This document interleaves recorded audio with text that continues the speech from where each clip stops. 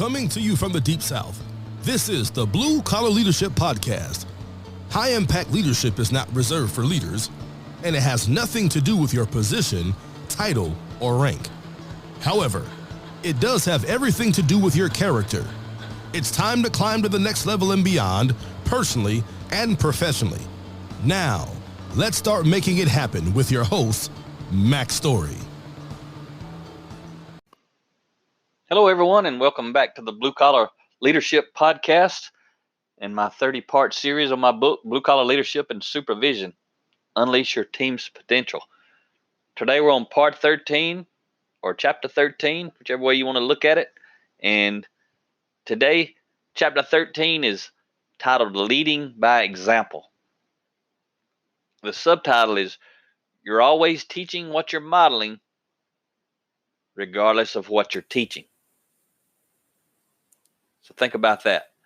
What I'm saying is, you're always teaching what you're modeling, regardless of what you're teaching. And I'll give you an example.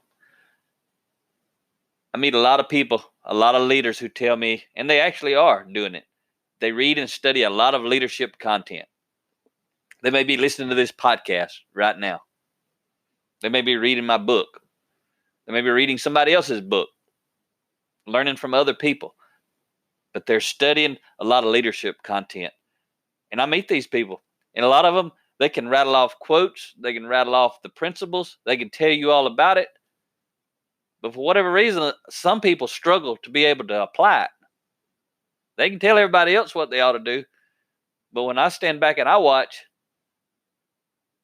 a lot of times I'm like, I'll be wondering, has this person ever read a leadership book? Did they hear themselves talk to the team just a moment ago? It's the same way with children. And I can put that in that personal example for you. Again, you're always teaching what you're modeling, regardless of what you're teaching. I told you about losing that relationship with my son. And I'll touch on a little bit more of it now, but not a whole lot. You can go back and dig up that episode about that time I lost my son and kind of hear it in depth. But I used to drink alcohol. I don't anymore, but I used to. But when Eric was young and became a teenager and I was having that talk with him about alcohol, I didn't tell him he needed to go out and start drinking. I wasn't that bad of a dad. I was worse. I told him all the reasons he didn't need to do it. But yet when he went to the refrigerator to get himself something to drink, tea or milk, Coke, whatever it was, he would see my beer in the bottom of the refrigerator. I share that example a lot because it applies to a lot of different things that I teach. It's a good example, and it's my example.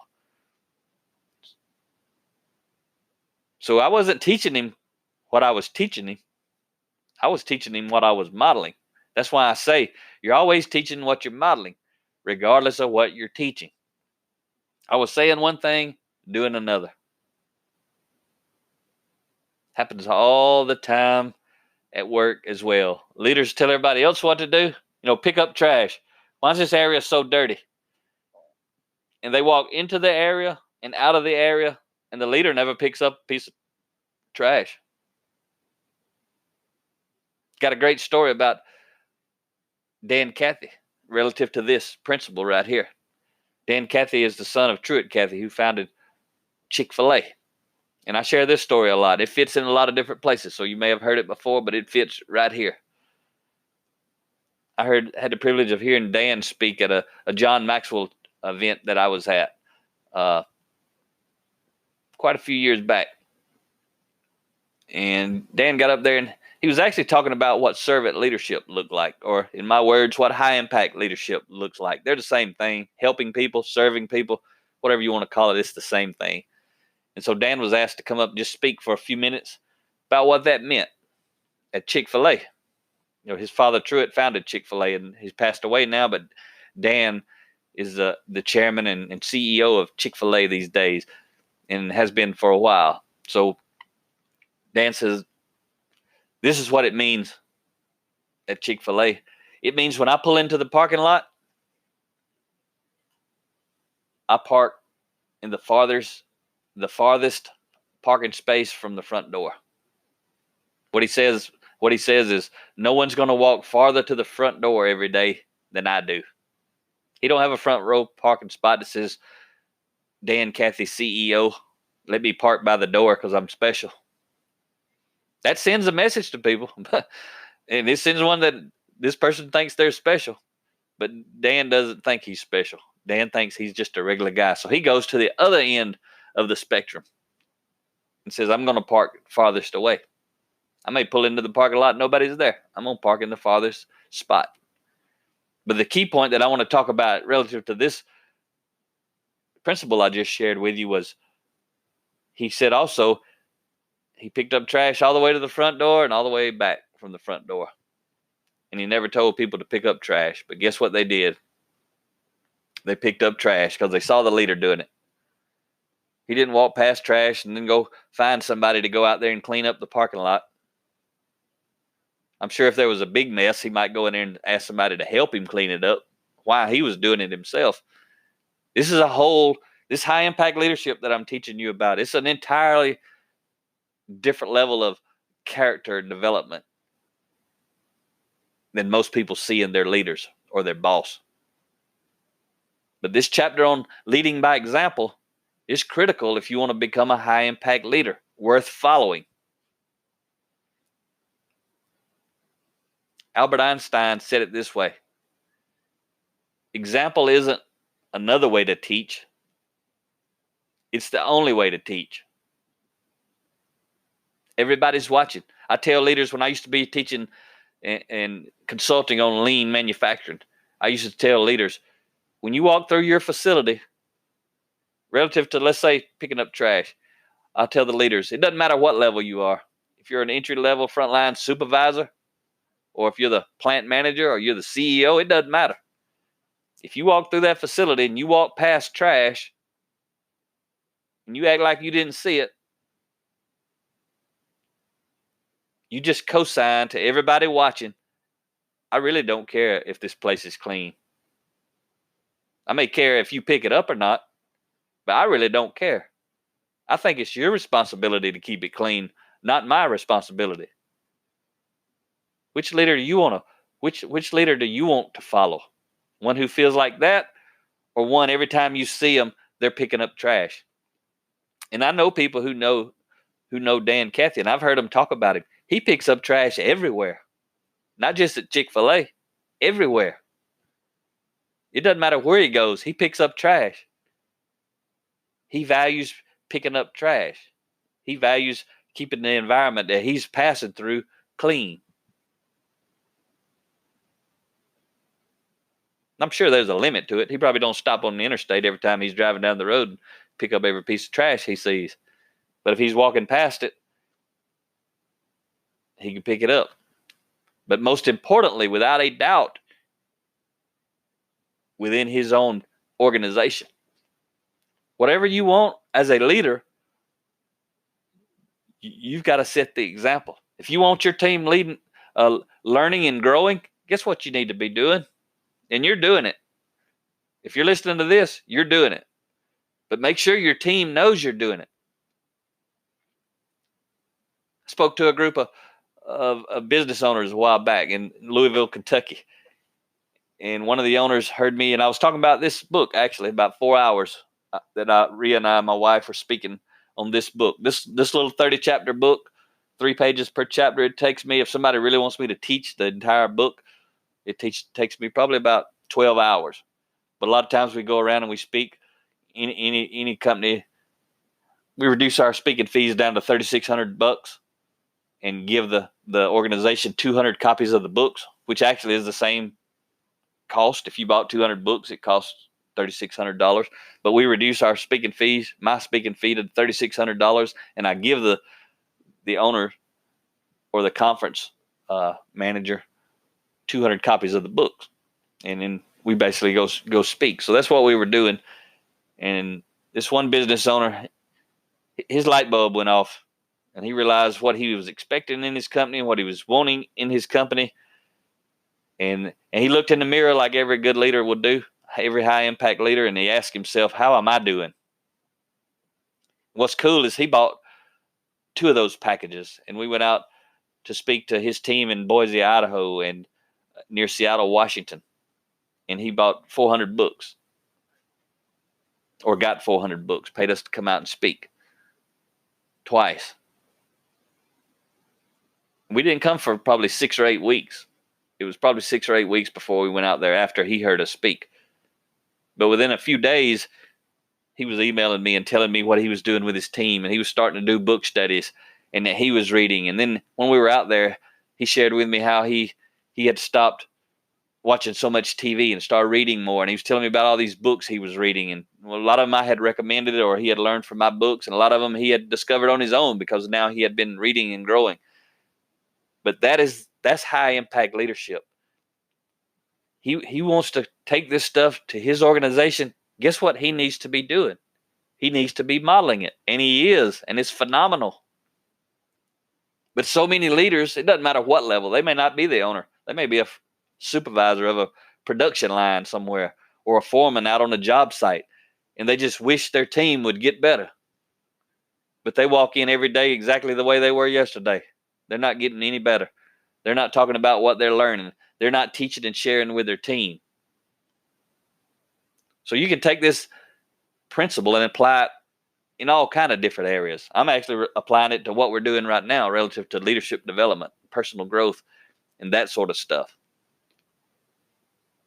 But someone is always watching, especially the leaders. You know this. You report to somebody now or have in the past. Someone is always watching. And it doesn't just apply to the leaders. They're watching everybody. So the question is not, are you a role model? The real question is, what kind of role model will you be?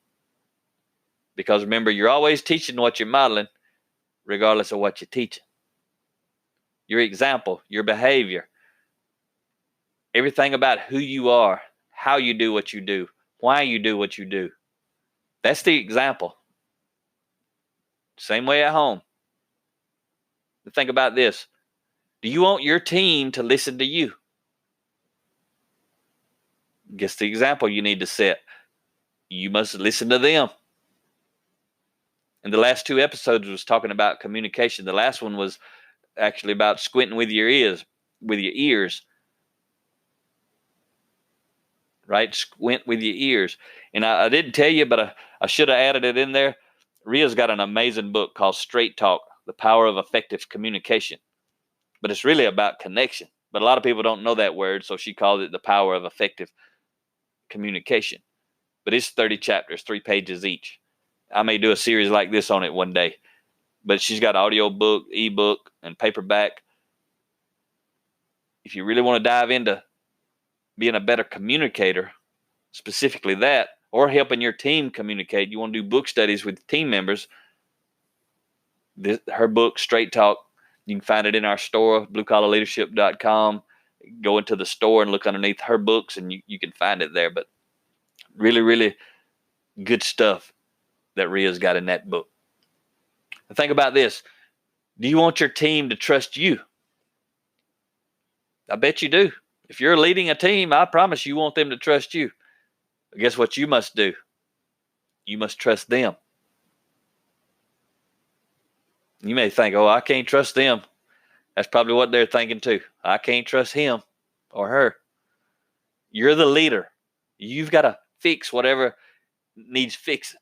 You've got to improve whatever needs improving. It starts with you. It's not about you. It's about the team. But it starts with you because you're the leader of the team. Do you want your team to accept and embrace change in a positive way? When you roll out change to the team, would it be nice if they would embrace it? Absolutely. Guess what you must do? Then you must accept and embrace change in a positive way. You prefer your team not to blame you?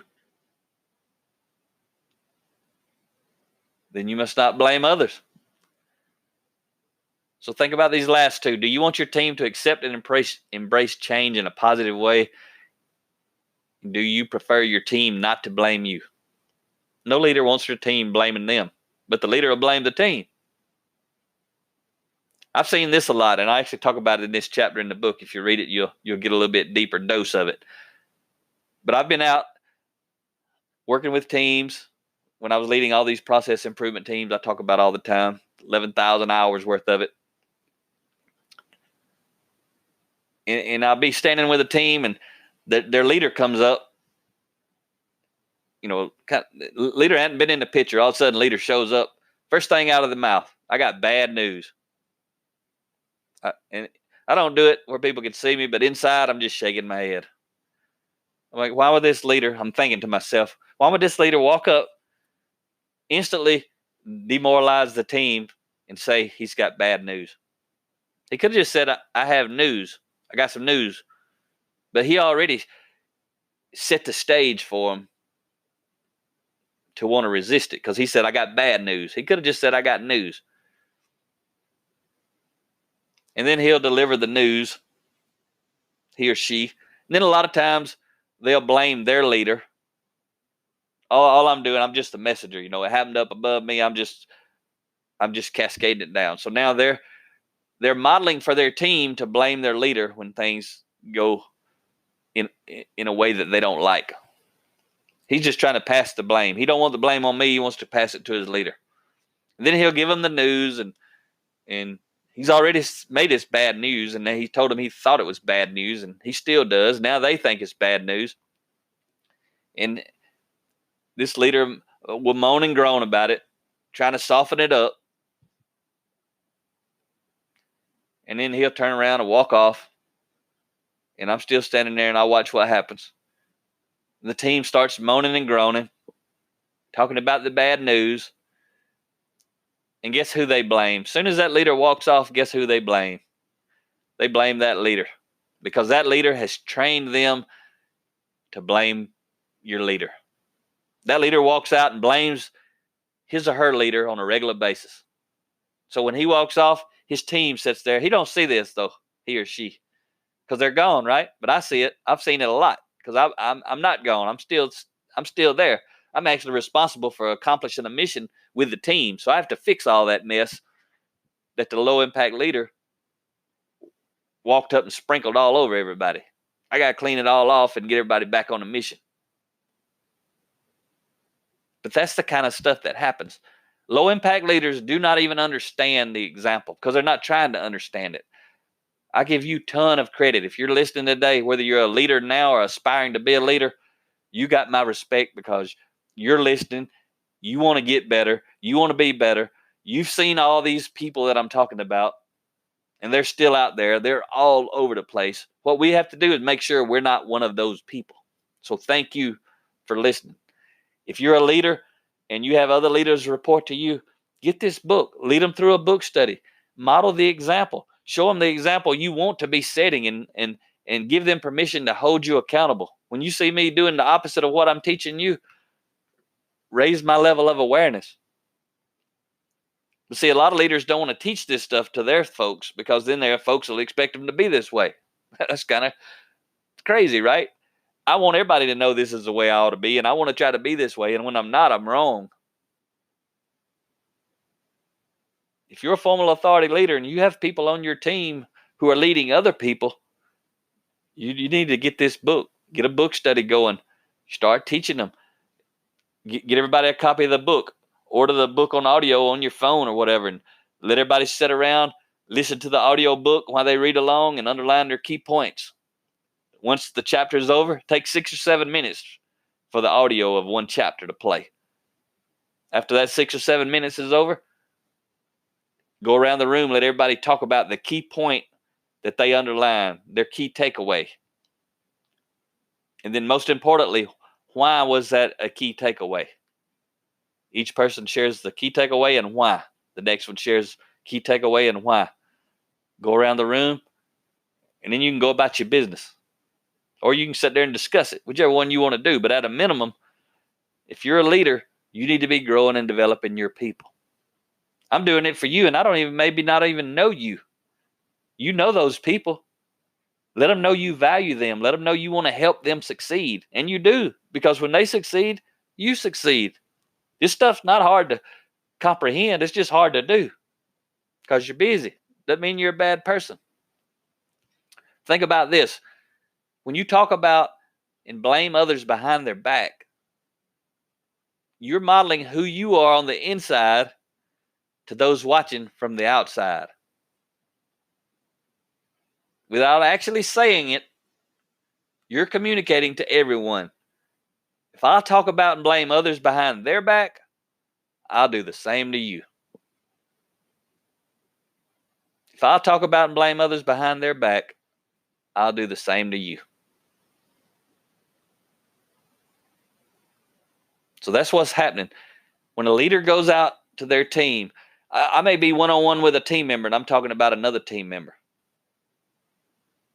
And if it's not positive, then it's negative talk behind their back, and they can't defend themselves.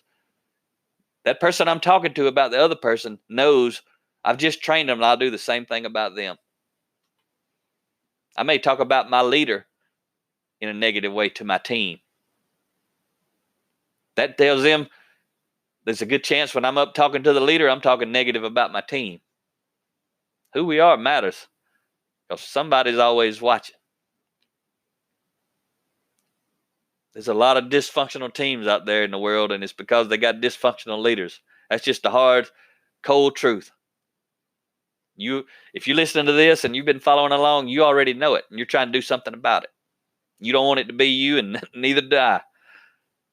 So high-impact leaders model well-developed character and accept responsibility for improving morale, increasing productivity, improving opinions of others, and building trust among their team and in their organizations. That's that keyword trust again. That's what all the stuff I teach is about, because trust is the foundation of influence, authentic influence, meaning it's based on your character. Artificial influence, we talked about that early on in this series. That's based on your position and title and that sort of stuff. That's not what I'm teaching you. I'm teaching you how to grow and develop your authentic influence. That's why this applies to anyone at any level, but I'm trying to talk to the leaders in this series, formal authority leaders. Modeling is very important because who you are is who you attract. So think about that one principle. If I'm the kind of person that talks behind people's back, then I'm going to attract people who talk behind people's back. Because people who don't, they don't want nothing to do with me. They can't stand me. If you're the kind of person who doesn't talk behind people's back, you respect people, you talk to their face, or either you don't have anything to say. And I'm the kind of person who talks behind someone's back, badmouths them. Your character and my character are not aligned. You don't want to be around me. But people who are happily talk about people behind their back, they kind of hang out together. And that's what they do. They talk about people. They don't even understand it. Their level of awareness is so low. So a team, a leader of a group of people who talks about people behind their back, if there are any really good people with high character on their team, they're going to leave. They're going to leave the organization, or they're going to leave the team and go find another leader in the same organization to report to. Or they're going to stay on the team and they're just going to be frustrated. They'll have low morale, low performance, and all that kind of stuff. And the only reason they'll stay there is because they haven't led themselves well enough to have options to leave from there. So then they're going to have all these bad, negative feelings inside. A lot of dynamics going on relative to this stuff. High-impact leaders are able to build high-impact teams because they attract team members that are like them. So if you want to achieve more on the outside, you must first become more on the inside. So you get better by choice, not by chance. Model that for your team. Declare your intent. Tell them about the choices you're going to start making intentionally. Help them want to make better choices because they see you making better choices. You get better by choice, not by chance. Bill Hybels had this to say: we don't tend to drift into better behavior. We don't tend to drift into better behavior. What did he mean? He meant you have to become intentional. And you're doing it. You get full credit. You're still listening to this podcast. You listen to others. You're reading other books. You're doing it. Don't stop. I do it every day myself. That's why I'm able to share all this stuff with you, because every day I'm reading. Every day I'm reading. I'm capturing quotes. I'm writing. I'm doing podcasts. I'm letting what good flows into me flow through me and into others. And I'm challenging you as a high impact leader, go do the same thing with your team. And remember, if you don't lead other leaders, formal authority leaders, and you just have a team of people reporting to you, you are a leader, but the people on your team are like frontline entry level people. Remember, I have a book specifically for helping you grow and develop those people called Blue Collar Leadership, Leading from the Front Lines. I've got a series just like this already finished. It's back at episode 65. And you can get on bluecollarleadership.com and go to the programs overview, and you can see that book. You can learn about it. Download the first 5 chapters of all of my Blue Collar Leadership books there. You can listen to a 5-minute audio sample. A lot of resources there. So thanks for listening. Hope you have a great day. Talk to you next time. Make it happen, or someone else will. It might as well be you. Are you serious about taking your career and your life to the next level and beyond? Check out Mack Story's Blue Collar Leadership series books and others, now available on audio, along with paperback and ebooks at Amazon, iTunes, and Audible.